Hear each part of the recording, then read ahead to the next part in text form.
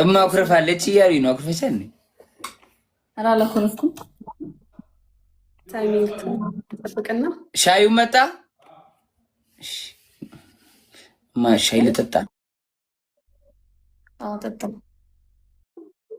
ታይሚንግ አልመጡማ። አንሸነፍ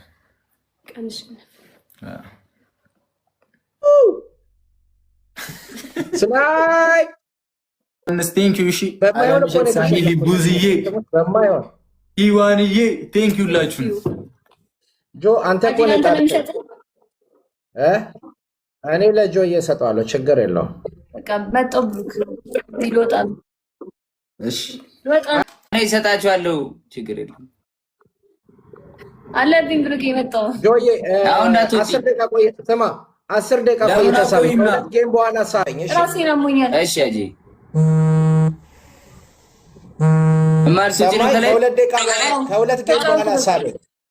ከሁለት እሺ ፎሎ መልሳላ ምንም ስላልገባው ነው የገባሁት። ራሱ ገና ኮንሰስ ይበላሻል እኮ ነው ሳፈጣለሁ ይበላሻል።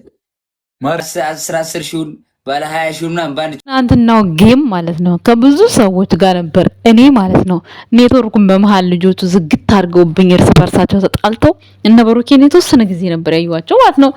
እንዲህ ናዮና ሃይሚ ተገናኝተዋል ማለት ነው። ኦ ማይ ጋድ! አሁን እኮ ቲክታከሮች እንደው ፈጣሪ ይባርካችሁ። አንዳንዴ እኮ እንዲህ ያመለጠ መረጃ ትሰጣላችሁ እናንተ።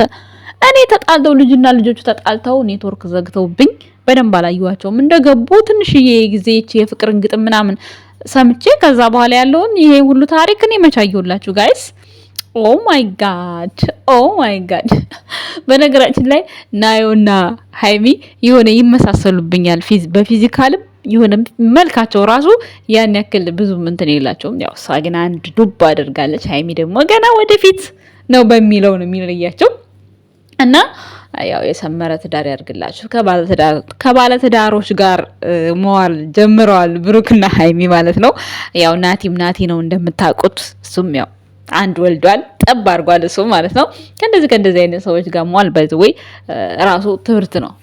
ለምሳሌ ባለፈው ብሩኬ ልጅቷን እያቀፋት ጡጦ እያጠባት ነበር። ይሄ በራሱ አንድ ትምህርት ነው።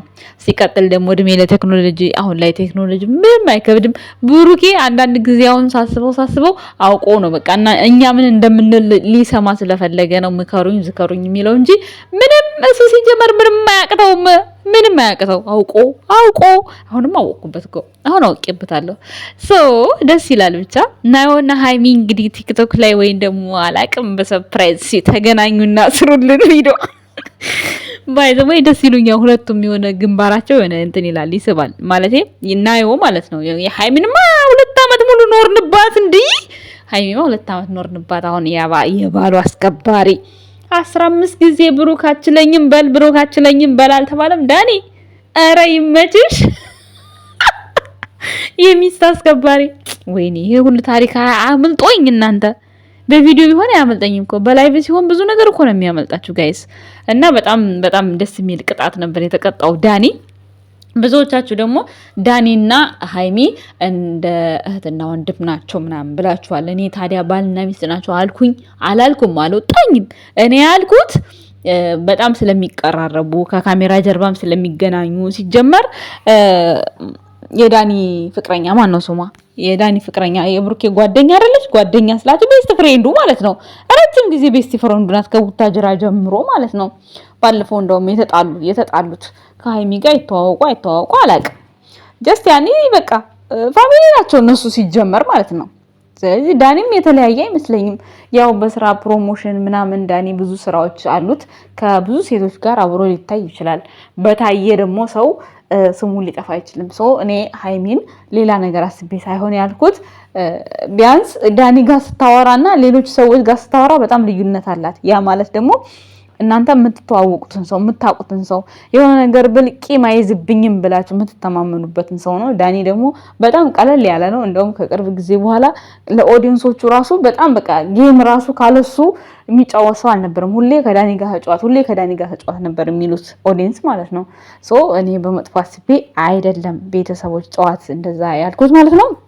እና ምን ልላችሁ ፈልጌ ነው አሁን ናዮና ሃይሚ ይገናኙ ብላችሁ እስኪ ጌም ላይ ይጫወቱ ብላችሁ እንትበሉ ሜሽን አድርጉ።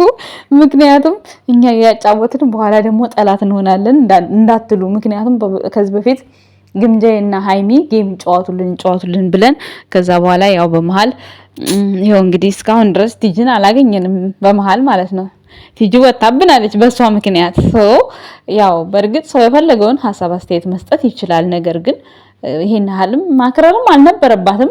ያው በነገራችን ላይ ብሩክና ሃይሚን ብላ ስለሆነ እንትን የምትለው እንግዲህ ወይም በውስጥ እነሱን ካገኘች አላቅም ብቻ ማውቀው ነገር የለም። ግን ያው ሚዲያው ላይ ይቅርታም ጠይቃንም እኛን ጋም ከኛ ጋር ጊዜ እንደምታሳልፍ ምናምን ያው ነግራናለች፣ በእንትን ይቅርታ ብላናለች። ግን ደግሞ ከዛ በኋላ እንደበፊቱ ያኔ እድል ሰታ ምናምን አትመጣም ብዙ ቦታ ማለት ነው። ያው እንግዲህ የምትመጣበትን ቀን እንጠብቃለን ባጭሩ ማለት ነው። ምን ልላችሁ ፈልጌ ነው እዚህ ጋር በቃ መድረኩ ላይ ካፕል ሆኖ ሲጫወቱ ደስ ሲሉ በጣም ነው የሚያምረው። ሲቀጥል ደግሞ ብሩኬ ካፈቀረ በኋላ አማረበት ብላችኋል እንዴ?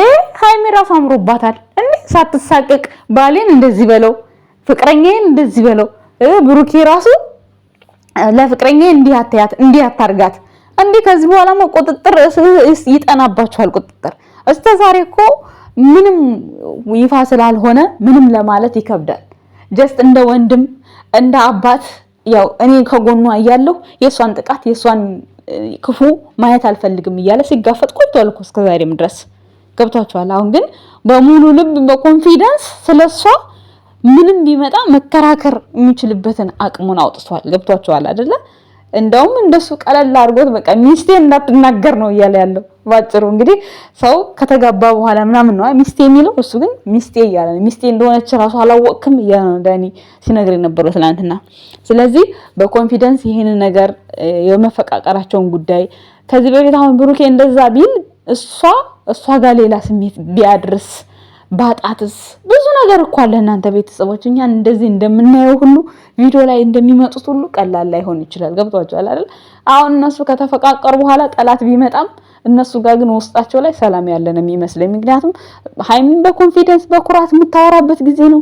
ብሩኬን በኮንፊደንስ ስለሷ ማውራትና መከራከር የሚችልበት ታይም ላይ ነው ያለው።